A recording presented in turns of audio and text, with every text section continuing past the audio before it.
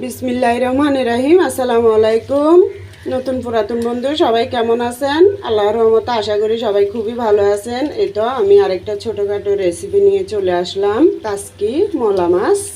তো এগুলো আমি ভালো করে বেছে এরপরে পরিষ্কার করে ধুয়ে নিছি। মশলা দিয়ে হাত মাখা করে বসাই দেব।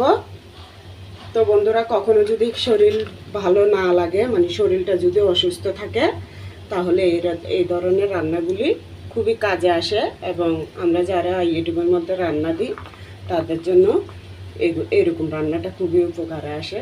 কেননা এমন সময় পাকঘরে দাঁড়িয়ে রান্না করতে ইচ্ছা করে না, তো এগুলো মানে এইভাবে রান্নাটা করলে একটু সুবিধা হয়। তো এখানে আমি প্রথমে পেঁয়াজ কুচি দিয়ে দিলাম বেশি করে, তারপর দিয়ে রসুন থেতো করা, মানে ভালো করে বাটা হয় নাই ওই ধরনের ভাবে দিলাম। রসুনটাও স্বাদ অনুযায়ী দিলাম। এখানে 4 চামচ ছোটোগুলোয় 2 চামচ গুঁড়ি মরিচ, 1 চামচ হলুদের গুঁড়ি, আধা চামচ ধনিয়ার গুঁড়ি, জিরা বাটা আধা চামচ, এরপর স্বাদ অনুযায়ী লবণ, এগুলো সব দিয়ে দেবো এখানে। তো মাঝে মধ্যে শরীরটা ভালো না লাগলে মনে চাই যে একটা ছোটো করে ভিডিও দিই, একদম না দিয়ে তো পারবো না। কাঁচামরিচ বেশি করে এখন দিয়ে দেবো। একটা বড় টমেটো এভাবে কেটে নিছি। এই তো বন্ধুরা, এখন একটা টমেটোকে এভাবে কেটে দিলাম, কি টুকটুকে লাল। এখন টমেটোগুলো অনেক সুন্দর, মানে তাড়াতাড়ি সিদ্ধ হয়ে যায়। এখানে আমি একটা বড় দেখে আলুকে এভাবে কুচো কুচো করে দিয়ে দিচ্ছি। এখানে একটাই আলু, মানে এটা অনেক বড় আলু। তো বন্ধুরা, এখানে আমি কতগুলো ধনিয়া পাতা দিয়ে দিলাম। এখন দিয়ে দিচ্ছি সয়াবিন তেল। ছোট মাছে একটু বেশি করে তেল দিতে হয়।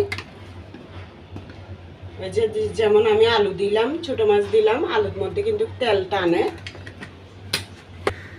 তো বন্ধুরা, এখন আমি সব কিছু দেওয়ার পর এখন এত কষলাবো না, আর আলতোভাবে সুন্দর করে সব কিছু মাখাই নেব।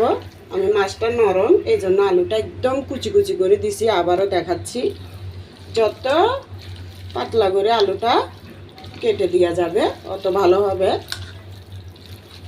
তো সবগুলো ভালো করে মাখাই নেব। আর প্রথম হাঁড়িটা ছোট ছিল, মানে সব কিছু দেওয়ার পর মাখা যাচ্ছে না, এই জন্য হাঁড়িটা পাল্টাই কড়াইয়ের মধ্যে দিলাম। সুন্দর করে মাখাই নেব আস্তে আস্তে ভালোভাবে, সব কিছু মিশাইয়ে মেখে তারপর দিয়ে আমি একটু হাত ধোয়া পানি দিয়ে চুলার মধ্যে বসাই দেব। এটা একটা চচ্চড়ির মতো হবে। হাঁড়ির থেকে ডালার কারণে নিচে মশলাগুলো সব চলে গেছে। এগুলো উল্টা পাল্টা ভালো করে মেখে নিচ্ছি। এসব মাছ আপনার দেখলেই অনেক ভালো লাগে এইভাবে মাখাতে, খেতে তো আরও মজা। তো বন্ধুরা, প্রথমে আমি 1 চামচ হলুদের গুঁড়ি দিছি, মনে হচ্ছে যেন কম হবে, কারণ মাছটা আধা কেজির থেকে বেশি। আর এখানে আপনার আলুটাও দিছি অনেক বড় আলু, এটা আপনার 1 পাওয়ার থেকে একটু কম হবে, এরকম বড় আলু।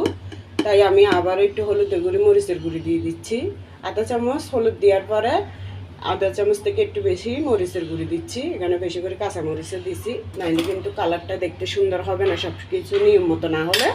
তো আমি এখন আবারও এগুলো একটু মেখে নিচ্ছি।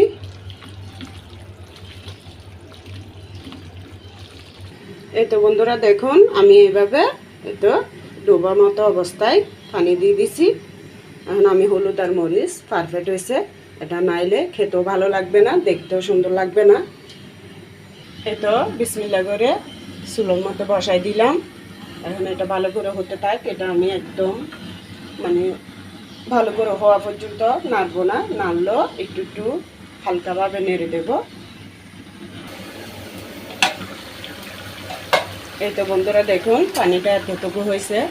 আমি আস্তে করে শুধু নিচ থেকে উপরে উঠাই দেব। ঝোলটা শুকানো পর্যন্ত আমি এভাবে আস্তে আস্তে উল্টায় পাল্টায় রান্না করে নেব। এই তো বন্ধুরা দেখুন জুড়ে একদম জুড়ে জাল দিয়ে ঝোলগুলো সবগুলো শুকাই নিছি। এখন আমি আবার উল্টা পাল্টায় দিচ্ছি। তো এর আগেও আমি উল্টা পাল্টায় দিয়েছি কিছুক্ষণ পর পর। দেখুন কত সুন্দর হয়েছে। এখন যা শুধু একটু ধনিয়া পাতাটা দিয়ে দেব। আবারও একটু ধনিয়া পাতা দিয়ে দিচ্ছি লাস্ট পর্যায়ে। ধনিয়া পাতাটা দিলে হবে কি লাস্টে একটু গ্যারানটা আরও ভালো হবে। কাজকি মাছের এরকম একটা রেসিপি থাকলে বন্ধুরা ভাত খেতে খুবই ভালো লাগে। অনায়াসে অনেকগুলো ভাত খাওয়া যাবে। এর সাথে তো অন্যান্য তরকারি থাকেই। সবাই ভালো থাকবেন। আল্লাহ হাফেজ। আসসালামু আলাইকুম।